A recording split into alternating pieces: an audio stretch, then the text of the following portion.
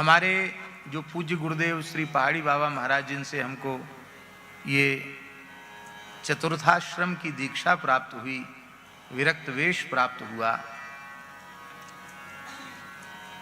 उन महाराज के जीवन का एक प्रसंग काठमांडू से जुड़ा हुआ है। पहाड़ी बाबा महाराज का लगभग 130 वर्ष की आयु में वे भगवत धाम पधारे। महान योगी, महान सिद्ध थे। बड़ा अद्भुत, बड़ा विलक्षण उनका जीवन था। सैकड़ों वर्ष पूर्व संत कैसे रहते होंगे उसका वे प्रतीक थे। एक ही लंगोटी रखते, एक ही साफी रखते और एक ही अचला रखते, न दूसरी लंगोटी, न दूसरा अचला, न दूसरा गमछा। इतने तो अपरिग्रही थे वो। अपने पूरे जीवन में जूता, चप्पल, खड़ाऊं, छाता कभी धारण ही नहीं किया, तेल सावन का स्पर्श ही नहीं किया, गद्दे पर अपने जीवन में कभी बैठे ही नहीं, खाली तख्त के ऊपर। हम लोग तो कपड़ा वपड़ा खूब पहन लेते हैं, वो तो अफगानिस्तान तक, बर्मा तक, तिब्बत तक, मानसरोवर तक और ये पूरा नेपाल क्षेत्र, दामोदर कुंड तक केवल एक लंगोटी और शरीर पर कोई वस्त्र नहीं, एक कमंडल, एक लंगोटी, पैर में कोई जूता चप्पल भी नहीं। ऐसे उन्होंने विचरण किया। इस नेपाल क्षेत्र में भी उन्होंने बहुत विचरण किया। पर जब वे खाकचौक में महांत पद पर विराजमान हो गए और उस समय वीरेंद्र वीर विक्रम सहदेव जी जो यहाँ के राजा साहब थे, उनके पिताजी महेंद्र जी नाम था जी, महेंद्र जी रंग मंदिर के उत्सव में आए थे वृंदावन में।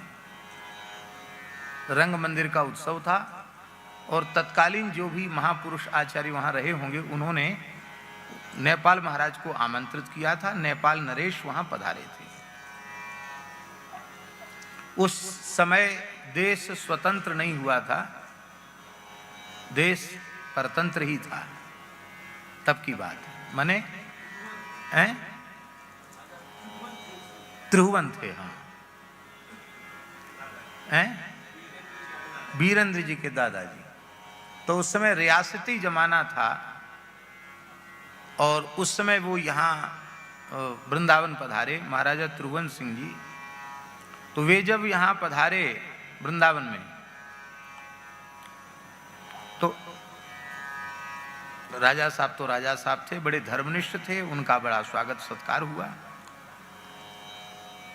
खाकचौक पहाड़ी बाबा से नेपाल राजघराने का संबंध रहा है।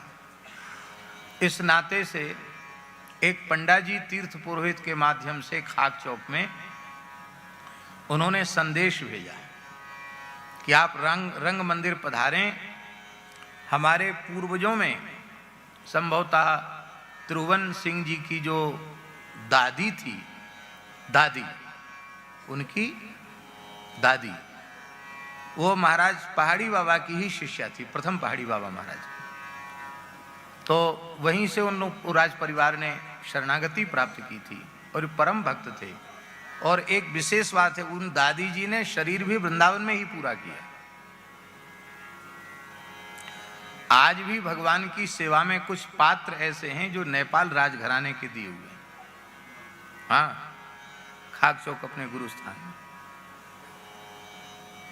एक कटोरा तो ऐसे ही पड़ा था अंगड़ खंगड़ में, तो हमने सोचा पीतल का, इसको स्वच्छ करके भगवान की सेवा में ले लें।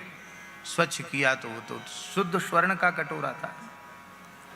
महाराज जी बोले, अरे वो तो नेपाल महाराज का दिया हुआ है भगवान की सेवा में। कम से कम शेर, 1.5 शेर खीर आ जाए, इतना बड़ा कटोरा, वजनदार कटोरा।